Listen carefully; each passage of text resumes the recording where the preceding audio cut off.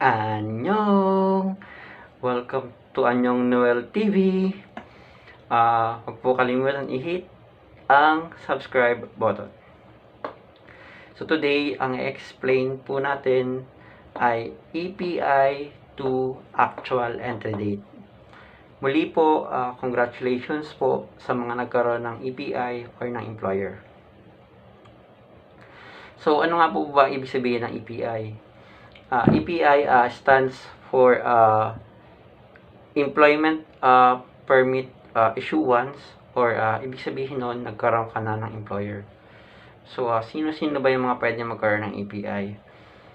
So, kapag po meron ka ng approval sa inyong EPS account, anytime po pwede ka na mag-EPI. Meron po tayong tinatawag na massive selection dates na kung saan marami yung nagkaka-EPI. Pero after po nun, pailan-ilan, posible po na magkaroon pa rin ng EPI. So, always check po natin yung ating EPS account. So, paano po ba malaman? So, sign in lang tayo sa EPS account and then view immigration progress. Kapag nakalagay sa job search progress ay immigration, ang ibig sabihin po nun, isa ka na sa pinagpipilian ng sadyang. And then, makikita mo rin doon yung company na possible na sumilek sa'yo. Nangyayari po na nawawala yung mediation. Ang ibig sabihin nun, hindi ikaw yung napili ni sadyang. May ibang case din po na inaabot ng 4 na mediation bago totally ma-hired. And then, pag hired na yung nakalagay sa job search progress, ang ibig sabihin po nun, ikaw yung napili ni sadyang or isa ka sa napili ni sadyang. Kasi nangyayari po yun na may kasama ka sa company. Minsan, 2, 3, or 4 kayo magkasama sa company. Ang hintayin mo na lang nun is magkaroon ng employment permit issued sa EPS account mo. Minsan, saglit lang siya. Minsan, inaabot ang oras. Minsan, mas matagal. So, patience lang po at pray na lumabas yun agad yung EPI issued. Pag may EPI issued, pag may employment permit issued na, sign out ka po muna and then sign in ka ulit, and then pag dun sa name mo, score sa baba ng standard labor contract, sa tabi nun merong print. So, i-click mo na yung print para makita mo yung contract. Na dun sa contract, yung name ng company, phone number ng company, address ng company. Meron din minsan name ng sadyang, name mo, address mo sa Pinas. Meron din dong kung magkano yung basic salary mo, kung magiging under probation ka ba or hindi. Andun din yun magiging klase ng trabaho mo, kung may shifting ba, average OT, and makikita mo rin dun yung kung libre ba yung tirahan, libre ba yung pagkain, or ano yung magiging klase ng tirahan mo. Since malaki na yung tinaas ng basic nitong mga nakaraang taon, kadalasan po may kaltas na sa accommodation. Yung iba may kaltas din sa pagkain. Yung iba hindi naman provided yung pagkain. Yung iba hindi rin. Kumbaga, yung nakita ko ngayon na pinakamalaking kaltas sa accommodation is 300,000 K-won. 300,000 won. Yun, yung pinakamalaki cover. And then, sa last page ng contract, makikita mo din dun yung kung may kasama ka ba sa kwarto, kung ilan kayo, or kung provided by is aircon, kung provided by is electric fan, etc. Minsan makikita mo rin sa OT sa contract mo kung may average OT ba or wala. Minsan po hindi nasusunod yung contract. Minsan pagdating mo sa company mo, may panibagong contract ka na napipirmahan regarding sa accommodation. Pag sa Pinas nakalagay walang bayad, pero pagdating mo doon, posible na magkaroon. Yung sa OT, hindi rin nasusunod yon. Minsan nakalagay sa contract mo, wala. Pero pag din mo doon hataw sa OT, minsan naman nakalagay sa contract mo, average OT 2 hours, pero pag din mo doon, wala. Kasi nakadepende po yun minsan sa lakas or hina ng company, yung OT. So, maswerte ka kung napuntahan mo is maganda yung company. So, i-check mo kung mabuti yung contract, lahat ng details, kung okay ba sa'yo. And then, pag nakita mo na yung contract, isa na sa advice ko is, try mo na hanapin yung kasama mo sa company. Ako po, or mayroon pong iba din na ginagawa is, nag-create ng GC para sa mga may EPI. Ang purpose po ng GC na yun is, para sa updates, yung mga susunod na gagawin, or isa rin pong purpose ng GC is, para malaman mo kung may kasama ka ba sa company. Yung iba nangangamba na, wala doon siya mahanap. Okay lang po yun. Okay lang din kung solo ka sa company, wala pong problema doon. Kasi ang mahalaga, may employer ka na, tatanggap ka na. So, kapag okay sa yung contract, so ang hintayin mo na lang is magkaroon ka ng contract transferred sa EPS account mo. Pag meron ka ng contract transferred sa EPS account mo, ibig sabihin po na send na ni HRD Korea sa PUEA yung contract. Kasi di ba ngayon, pwede mo na agad makita yung contract mo kahit wala ka pang wala pa nakalagay na contract transferred. Parang for lang din na si HRD Korea is nakipag-coordinate na or pinasa na kay PUA yung contract mo. So pag may contract transferred na, gagawin mo na dun is gagawa ka na ng PEOS or tinatawag na Pre-Employment Orientation Seminar. So, module po yun. May mga sagutan kayo. Kailangan mo lang yung i-rage number mo. And, hindi man siya kailangan i-perfect, pero may passing score. So, basahin mo rin mabuti yung nasa PEOS kasi para din sa yun. And then, wait ka sa instruction ni PUEA kung paano mo ba siya pepermahan or paano ipapadala yung contract. Before kasi, before the pandemic, pupunta ka personally sa PUA para pag may contract transfer na, para pumirma ng contract. Pero ngayon nga, since pandemic, ang process na is through email. Magbibigay sila ng instruction. Ang importante lang dun is, yung perma mo, yung date kung kailan mo siya i-accept yung contract, and okay lang na hindi siya colored, basta make sure na clear copy siya. And then, ilalagay mo rin dun is kung i-accept mo ba yung contract or hindi. May option din doon na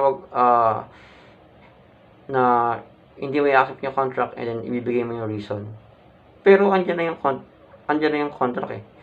Minsan lang yung opportunity, i-grab mo na. So yun, kapag nagkaroon ka na ng contract transferred, ang intay mo naman sunod is si PUA pala mag-send ka na ng email, magre-reply si PUA sa'yo, i-acknowledge nila kung na-receive na yung contract or kung may problema ba kung sakali.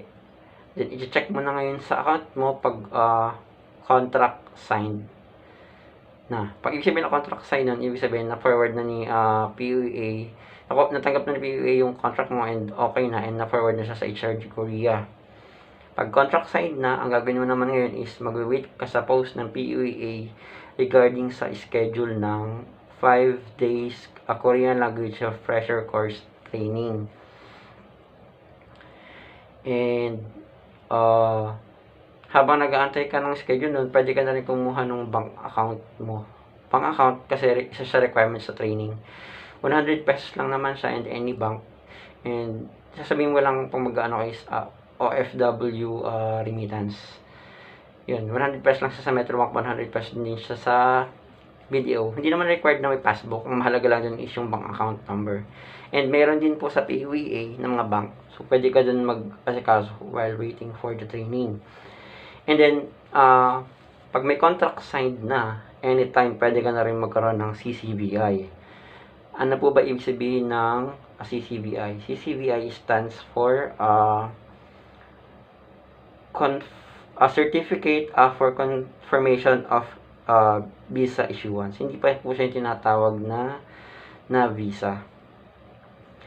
Ang ibig sabihin po nun, si Saljang mag-a-apply sa, ng CCVI sa Ministry of Justice in Korea.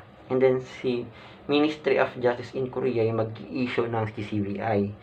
And then tayo po, ang sending agency natin kasi is si PUEA. Si PUEA yung mag-a-apply ng visa sa Korean Embassy. So yun po. So, while waiting din ng CCVI, yung training po natin is 5 days siya and 500 pesos yung bayad.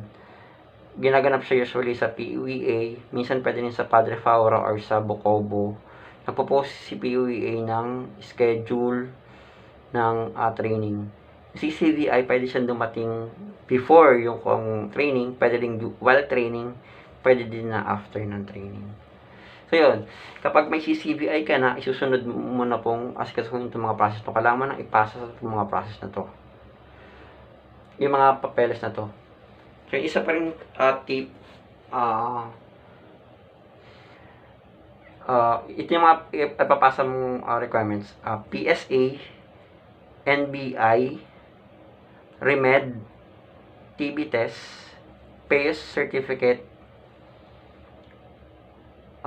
training certificate, contract, and then passport. Ay, wait, nakalimutan ko pala.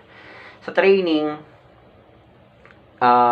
ipapasa nyo doon yung PACE certificate din, REG profile nyo, bank account number mo, yung inopen mo, kahit ano lang, yung photocopy lang ng bank account number, passport size pic, at saka yung passport mo mismo.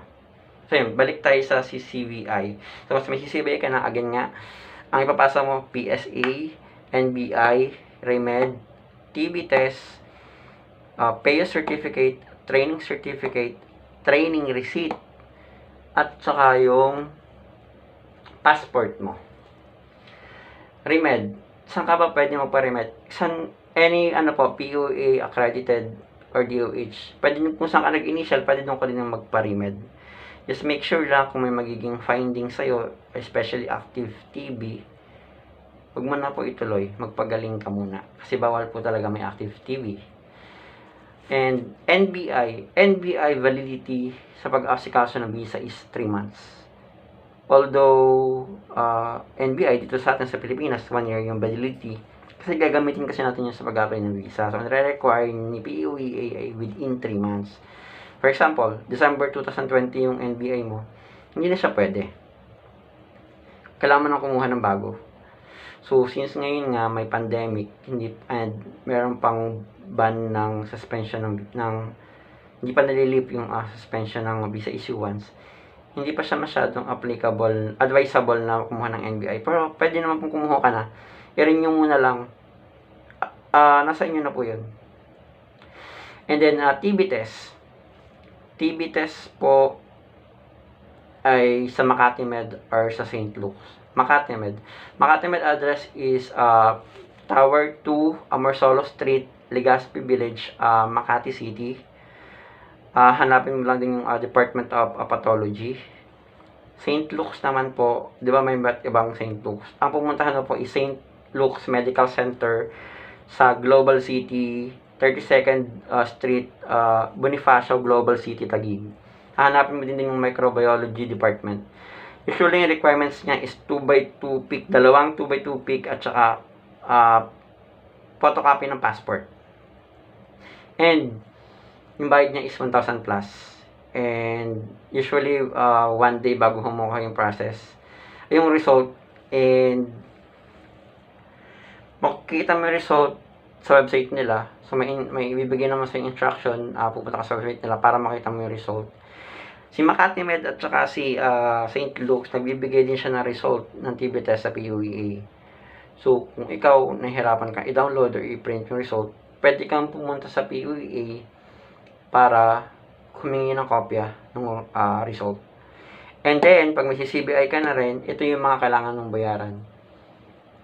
PUEA processing fee, that's 2K plus. OWA membership fee, that's 1K plus. PhilHealth, that's 2,400. Pag-ibig contribution, that's wala pa naman siyang 1K.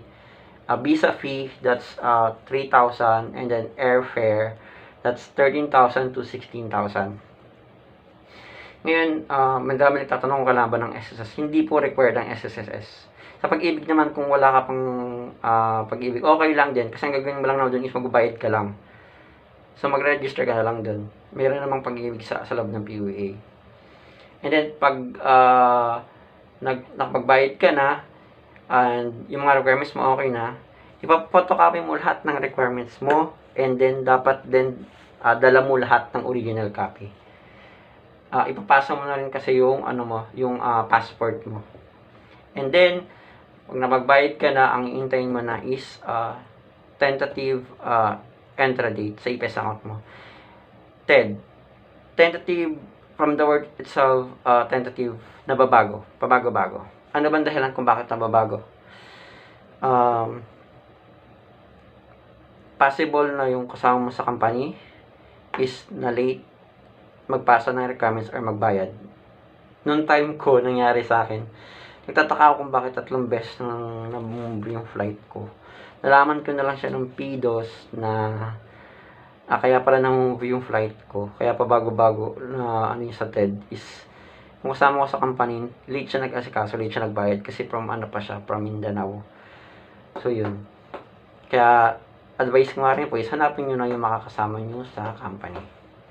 And kapag natagalan ka sa pagbabayad o pag-asikaso ng requirements, minsan si sadyang naiinip, kinakancel yung contract. So as much as possible, asikasuhin mo na agad yung requirements. Worst case scenario, madamay ka dun sa kasama mo sa company na hindi nag-asikaso ng requirements. Pati ikaw cancel. So, possible din na kung ba 4 kayo, yung 2, mauunan na, yung 2 may iiwan habang di pa tapos. So, yun po yung mangyayari sa TED.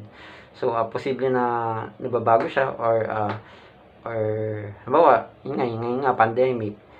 Di ba parang sa mga flight, so imposible din siyang mabago. And then, wait mo sa post ng PUA yung PDOS. So, ano po ba ibig sabihin ng PDOS? PDOS stands for Pre-Departure Orientation Seminar. So, half day siya sa PUA and usually 1 to 2 days before the flight. Ang i-explain sa PDOS is ano ba yung mga dapat dalhin at ang hindi dapat dalhin sa airport, yung weight na pwede mo lang dalhin sa baggage, and then ibibigay niya sa'yo dun yung information sheet na ilalagay mo siya ipapaskil mo siya dun sa luggage mo sa maleta mo, na nakalagay dun yung pangalan pangalan ng company mo, telephone number ng company mo. So parang information siya, isang malaki siya, parang laki ng bond paper para hindi mo siguro yung sa maleta mo. So yun, ikapapaskil naman. And then dun din sa PDOS, ibibigay yung legendary blue jacket sa yung plane ticket. So yun. So makinig mabuti din sa PDOS. And then CPUA mag-a-assign ng leader na kumbaga sa mismong araw ng flight, siya yung magko-contact dun sa mga sakaling wala pa, ibang makasama niya. And make sure po na 2 to 3 hours before the flight, 4 hours before the flight, nasa airport na kayo. Kasi may mga check-in time pa yan. Usually yung flight alas 12 ng madaling araw, 8 ng madaling araw. Pero minsan may iba din na gabi alas 7. So, syempre traffic or minsan kailangan ko pa rin paalaman sa pamilya sa ganyan. So, agahan nyo po yung punta sa airport. So, yun po yung API to actual entry date. And kung meron po kayong tanong, comment lang po kayo sa baba and sasagutin po natin yan. And other information po regarding sa ano bang gagawin pagdating sa Korea, sa training center, and ano ba yung mga guide sa mga pwede mong dalhin sa Korea. Ipopost po natin yan sa mga susunod na vlog, kaya abangan po natin. And ayun po, pakisupport din po, pakisubscribe. And yun, muli po, congratulations, and ingatan nyo po yung siyempre, ihanda yung sarili spiritually, physically, mentally, emotionally, lahat po paghandaan dahil mapapasabak talaga kayo pag sa Korea. Muli po, congratulations. Ayun po. Annyeong!